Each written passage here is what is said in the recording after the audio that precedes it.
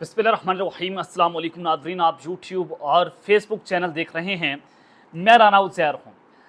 ناظرین، آپ نے عمران خان کی اڈیالہ جیل سے جھلک بھی دیکھ لیں، کچھ تصاویر بھی آئیں سپریم کورٹ میں پیشی کے دوران، اور ان کی شرٹ کا رنگ جو ہے وہ سوشل میڈیا پر ٹرینڈ کرتا رہا۔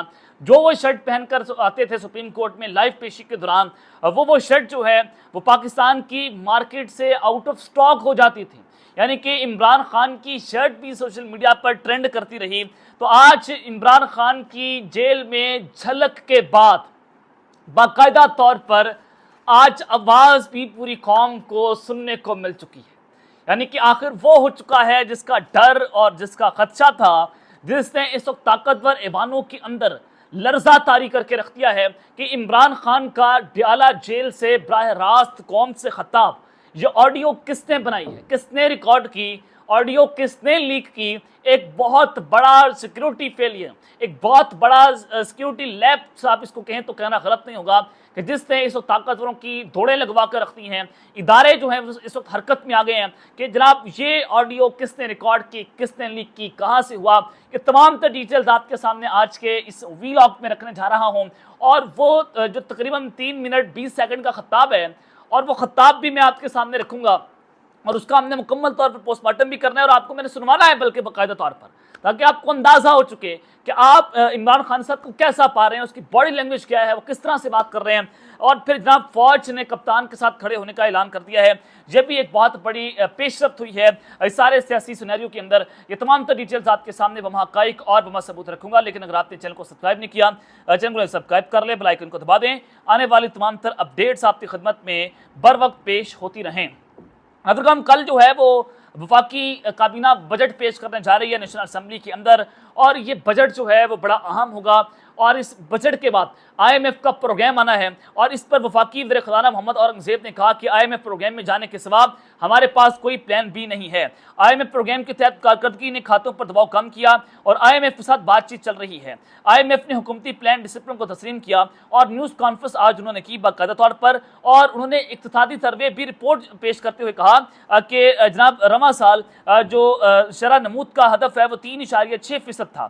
ملکی اور غیر ملکی سرمایہ کاری غیر فعال رہی، اور سٹاک مارکیٹ میں سیاسی استحکام کے توقع کے باعث سرمایہ کاروں کے اعتماد میں بحالی نظر آئی ہے۔ یعنی کہ ملکی اور غیر ملکی سرمایہ کاری غیر فعال رہی، یہاں پہ پاکستان کے اندر انویسٹمنٹ نہیں آ رہی۔ آپ کا وزیر خزانہ بیٹھ کر اس بات کو جو ہے وہ جناب کہہ رہا ہے کہ جناب یہ ہو رہا ہے۔ مارکیٹ کی امید جزوی طور پر نہیں، آئی ایم ایف کے پروگرام کے تحت مائکرو اکنامک اسٹیبلائزیشن پر مبنی ہے۔ اور جناب جو سب سے امپورٹنٹ بات ہے وہ یہ ہے کہ عمران خان کے دور میں جو ہماری تجارتی جو ساری صورتحال تھی وہ بڑی اہم ہے کہ صنعتی ترقی عمران خان کے دور میں 7% تھی، اب رجیم چینج آپریشن کے بعد یہ صنعتی ترقی اس وقت 1% تک رہ گئی ہے۔ 2021-22 میں 7% تھی، اور 2018-19 کے اندر اب یہ جناب 2023-24 میں 1.21% تک آ گئی ہے۔ اب پاکستان کی اکانومی کی صورتحال یہاں سے اس کا اندازہ لگا سکتے ہیں۔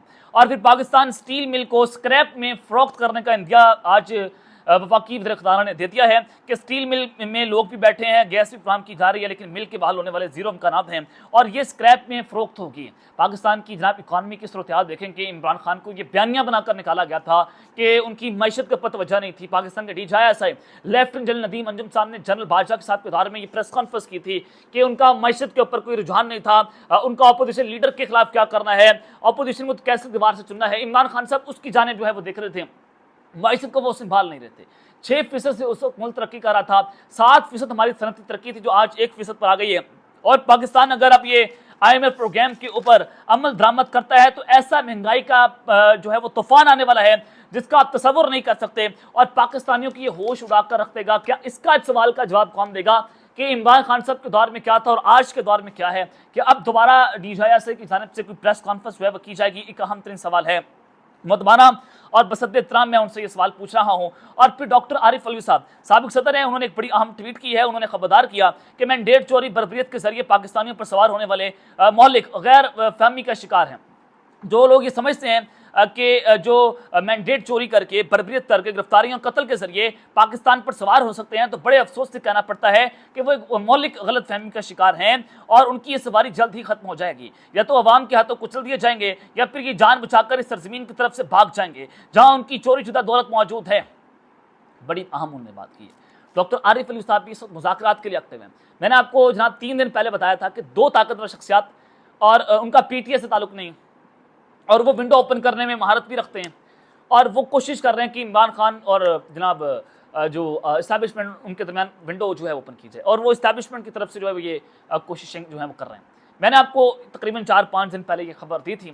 خبر جب میں نے بریک کی، آج آپ اندازہ لگائیں کہ عمران خان صاحب کی باڈی لینگویج بڑی ڈفرینٹ تھی. جو آج انہوں نے ڈیالہ جیل میں بیٹھ کر بات کی، جو میں نے رپورٹ بھی کی آپ کے سامنے اپنے پچھلے ولاگ میں، خان صاحب جو ہیں وہ آرمی چیف کو تنقید نہیں کر رہے بلکہ اس سیاستدانوں کے تنقید کرنا شروع ہو گئے ہیں. وہ شہباز شریف، نواز شریف اور محسن نقوی کی بات کرتے ہیں. آرمی چیف صاحب کی وہ اس وقت بات نہیں کر رہے. ایک چیز تو یہ. دوسرا یہ کہ خان صاحب نے سپریم کورٹ کے احکامات کے اوپر مذاکرات کرنے کے لیے گرین سگنل دے دیا ہے کہ وہ سیاسی قوتوں سے اور اسٹیبلشمنٹ سے مذاکرات کریں. خان صاحب نے آج اس کی جو ہے وہ حامی بھر لی ہے. اس کی تصدیق بیرسٹر گوہر علی خان صاحب نے جو ہے وہ کر دیا ہے عمران خان صاحب سے ڈیالہ جیل میں گفتگو کرنے کے بعد. اب جناب اس ساری صورتحال کے اندر عمران خان صاحب نے اس وقت طاقتور ایوانوں کو ہلا کر رکھ دیا. جیل سے خان صاحب کا پہلا براہ راست خطاب ہے اور آڈیو جناب کس نے ریکارڈ کی، کہاں سے لیک ہوئی، وجہ کیا بنی ہے، اداروں کی اس وقت دوڑیں لگ چکی ہیں. یہ سب سے پہلے آپ نے آڈیو سننی ہے جو وہاں سے لیک ہوئی ہے، پھر ہم اس کا مکمل طور پر پوسٹ مارٹم کرتے ہیں کہ یہ اس وقت صورتحال کیا بنی. آپ پولیٹیشین خود چاہتے ہیں کہ آپ اختلاف یوں ہو، ہم تو ہمارے پاس تو کوئی علاج نہیں ہے. This is for you to decide how the man should be. کون اس کو اپوائنٹ کرے گا، کس کے کنٹرول میں ہونا چاہیے. آپ کل آ جائیں پارلیمنٹ میں کر دیں، قانون سازی کریں جس طریقے سے آپ بنانا چاہتے ہیں، جتنے بہترین بنانا چاہتے ہیں. وی ول اپریشیٹ. ہم تو نہیں کہتے کہ اپنا بنائیں. آپ نے بھی سر، آپ نے بھی میرے سے یہ پوچھا تھا کہ آپ میری کیا ریکمینڈیشن ہے نیب کے اوپر، آپ نے اس کے اوپر ریفر کیا تھا. میں یہ کہہ رہا ہوں کہ وہ 2 کروڑ کی چیز انہوں نے 3 ارب کی دکھا دی بالکل، تاکہ میں 50 کروڑ میں پھنس جاؤں. میں یہ کہہ رہا ہوں سر کہ نیب کا ہیڈ ہے اس کو سپریم کورٹ کے اپوائنٹ کرنا چاہیے، کیونکہ یہ تو پارٹ سائن ہو جاتا ہے. پارلیمنٹ کر لیں. سر دیکھیں یہ پرابلم کیا آتا ہے. پرابلم یہ آتا ہے کہ اپوزیشن کہتی ہے یہ ہمارے نامنیز ہیں، تو دوسری گورنمنٹ وہ کہتی ہے، وہ اگری نہیں ہوتے، وہ اپنے امپائر دے دیتی ہے، وہ اپنے امپائر دے دیتا ہے. وہ پھر بیچ میں جا کے جو اس کیا کہہ رہے ہیں جو تھرڈ امپائر ہے وہ فیصلہ کر دیتا ہے. اور وہ جو نیب ہے وہ تھرڈ امپائر کو سنتی ہے. وہ ہمارے تو نیچے نیب نہیں. سر میں سب سے پہلے تو یہ کہنا چاہتا ہوں کہ اس کا پہلے امپیکٹ دیکھ لیں، اور میں صرف یہ آپ کو فگر دکھانا چاہتا ہوں کہ اس کا امپیکٹ کیا ہوا ہے اس کیس کا. 2000 سے 2017 تک 295 ارب روپیہ ٹوٹل نیب نے ریٹریو کیا. 2018 سے 2021 تک 426 ارب روپیہ نیب نے ریٹریو کیا، جو ہمارے 2 اور 3 سال میں 480 ارب روپیہ نیب نے ریٹریو کیا. 23 کے اندر ٹوٹل نیب کے اندر جو پیسہ ہے وہ 3 لاکھ روپیہ، اور 24 کے اندر جو ٹوٹل نیب نے پیسہ ریکور کیا وہ 1 کروڑ 19 لاکھ ہے. اس کا ریزن بتاتا ہوں. اس کا ریزن یہ ہے کہ چونکہ کیس چلتا رہا اور یہ اسٹے تھی، پروسیڈنگ اسٹے تھی، آج تک NAB courts even high courts اس کی کیسز پینڈنگ ہے. وہ اس انتظار میں کہ اس کیس کا فیصلہ ہوگا تو کچھ نہ کچھ ہوگا. جب یہ کیس فیصلہ ہوگا تو کیسز چلیں گے. جو کنوکشن ہوئی ہیں، کنوکشن کے بعد ریکوریز بعد میں ہوگی، وہ اس وقت ہوتی ہے جب سپریم کورٹ سے میٹر فائنل ہو جائے. وہ ایشو یہ ہے، وہ اس کے پھنسے ہوئے. آنریبل سر، میری صرف یہ ہے کہ ہم نے جو یہ سسٹم انہیریٹ کیا پارلیمنٹری ڈیموکریسی، وہ انگلینڈ سے کیا ہے. اب انگلینڈ کے اندر 3 چیزوں کے اوپر جو ساری ان کی پارلیمنٹری ڈیموکریسی وہ بیس ہوتی ہے: morality, moral authority, rule of law اور accountability of the public representatives. اور ان کی جو سب سے بڑی طاقت ہے وہ مورل اتھارٹی ان کی ایسی ہے کہ کسی کی ضرورت ہی نہ ہو کہ کوئی ایسا کیس بنائے جس میں اس کو خود فائدہ ہو جائے. اس کی سب سے بڑا پرابلم یہ ہے کہ ہمارے پاس لسٹ ہے کہ کتنے پالیٹیشین کو اس سے فائدہ ہو گیا جنہوں نے یہ قانون بنایا تھا. اب اگر یا تو یہ کسی بھی دنیا کی پارلیمنٹ کے اندر اس طرح تو ہو ہی نہیں سکتا کہ آپ कानून बनाएं और आप सारे खुद बेनिफिशियरी हो जाएं, और इसलिए सुप्रीम कोर्ट के पास हम आए हैं।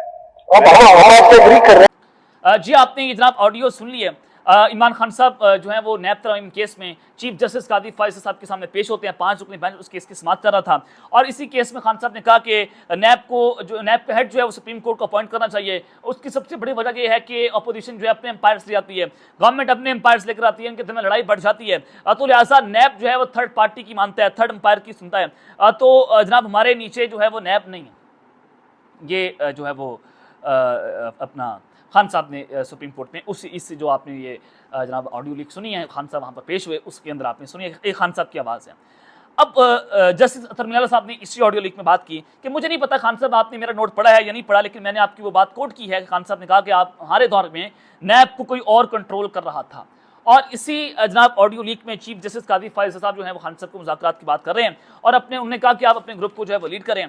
तो जनाब खान साहब जो हैं वो पाकिस्तान तहरीक इंसाफ और इमरान खान से समझ रही है कि चीफ जस्टिस ऑफ पाकिस्तान के जरिए बेसिकली ये पैगाम जनरल आसिम मुनीर साहब का है, ये पैगाम उन्होंने सुप्रीम कोर्ट के जरिए पहुंचाया कि आए हम बैठ कर मुज़ाकरात करते हैं। खान साहब ने जनाब उसकी जो है वो हामी भर ली है, जो आपने ऑडियो लीक जो है वो सुन ली है। अब जनाब सबसे अहम बात क्या है कि ऑडियो किसने लीक किया, किसने रिकॉर्ड किया है। एक अहम तरीन सवाल जिसने इदारों के ऊपर जो है वो एक सवालिया निशान खड़ा करके रखती है। जनाब सबसे पहली बात तो ये कि एक बहुत बड़ा सिक्योरिटी ब्रीच, आपने इमरान खान साहब के उस कमरे में जहाँ पर खान साहब की पेशी थी, मोबाइल नहीं लेके जा सकते, आप उनकी तस्वीर नहीं बना सकते थे, उनकी तस्वीर यहाँ सामने से नहीं आ रही थी। अब वो जो ऑडियो है वो किसने रिकॉर्ड की, 3 मिनट 19 सेकंड की ऑडियो है, ये जनाब किसने रिकॉर्ड किया, एक अहम तरीन सवाल है। जिसमें से किसने रिकॉर्ड करती होगी, वहाँ पर क्या ऐसा कोई एजेंसीज के लोग बैठे थे जो खान साहब को बड़ा पसंद करते हैं, खान साहब से मोहब्बत करते हैं, उनका पीटीए से कोई रब्ता है? सर हर बंदे के अपने सोर्सेज होते हैं, ये तो नहीं कह सकते कि पूरी की पूरी एजेंसी या पूरी का पूरा इदारा खान साहब के खिलाफ ऐसा तो बिल्कुल नहीं है। चंद लोगों की ये जंग हो सकती है, तो क्या उनके ज़रिए जो है वो ये ऑडियो लीक करवा दी गई है? अहम तरीन सवाल है क्या कि उन्हीं लोगों ने रिकॉर्ड की, क्योंकि ज़ाहिर है एजेंसीज के लोग जो हैं वो अदालतों में जाते हैं, वो अपनी पूरी सेटिंग्स को सुनते हैं, आस पर पूरा माहौल भी वो जज करते हैं। तो ये एक बड़ी इंपॉर्टेंट सूरत हाल है कि जज पाकिस्तान तहरीक इंसाफ के लोग वहाँ पर मोबाइल नहीं लेके जा सकते थे। जो लॉ जो है जज के जो जनाब हैं उनकी जो अपना अमला है वो वहाँ पर अब मोबाइल नहीं लेके जा सकता था, वहाँ पर पाबंदी थी। तो ज़ाहिर है एजेंसीज के लोगों तो आप नहीं रोक सकते, उनके पास बहुत कुछ होता है और वहाँ पर ले गए होंगे। मैं ये एक परसेप्शन बता रहा हूँ, मैं आपको एक हाइपोथेसिस क्रिएट करने की कोशिश कर रहा हूँ कि जब किसी और के पास मोबाइल मौजूद नहीं था, जजेस जो है वो उस वक्त जो है वो रिमार्क्स देने में लगे होते, खान साहब से बात कर रहे थे, तो उस वक्त जो है वो जनाब ये ऑडियो रिकॉर्ड की गई है। तो ये रिकॉर्ड करने वाला कौन होता है? तो जाहिर है एजेंसीज में से किसी का ये काम हो सकता है कि कोई बंदा जिसने ये रिकॉर्ड की फिर इसको लीक कर दिया, पाकिस्तान तहरीक इंसाफ के लोगों तक पहुंचाया, और आज पीटीआई और मिर्जा शहजाद अकबर साहब जो है उन्होंने इसको जो है वो आज लीक किया है सोशल मीडिया के ऊपर, इसको जनाब ब्रेक किया है। शहजाद अकबर साहब जो है इनके बड़े रिसोर्सेज हैं एजेंसीज के अंदर, तो आप अंदाज़ा लगा सकते हैं कि ये बेसिकली ऑडियो जो है वो कौन लीक करने वाला है, जिसने इस इदारों की दौड़ें लगवा कर रखती हैं। और इमरान खान साहब की आवाज़ के बाद अब ये झलक है। और जनाब आपने जो है वो ऑडियो सुन ली है खान साहब की स्पेशी के दौरान, अब जो रिकॉर्ड की गई है, सुनकर यही लगा है कि खान साहब जो है वो डट कर खड़े हुए हैं, ना वो घबरा रहे हैं, ना उनके प्लेटलेट्स गिर रहे हैं, ना उनका जिगर और मैदे का मसला है, ना उनको ज़ुकाम है, ना उनको बुखार है, और उसकी आवाज़ में वही जो है वो घन गरज है जो इस वक्त ईवान इक़्तिदार को हिला कर इसने रख दिया। इस वक्त इक़्तिदार के ईवान जो है वो जनाब बिल्कुल तौर पर हिले हुए हैं। खान साहब ने इस वक्त जो है वो सबको बता दिया है कि वो डील नहीं करेंगे, वो झुकेंगे नहीं, बल्कि वो आप सबकी मंजी ठोक के रखते हैं। अब तक रहते हैं, अपना ख्याल रखिएगा, अल्लाह ने के बाद पाकिस्तान जिंदाबाद।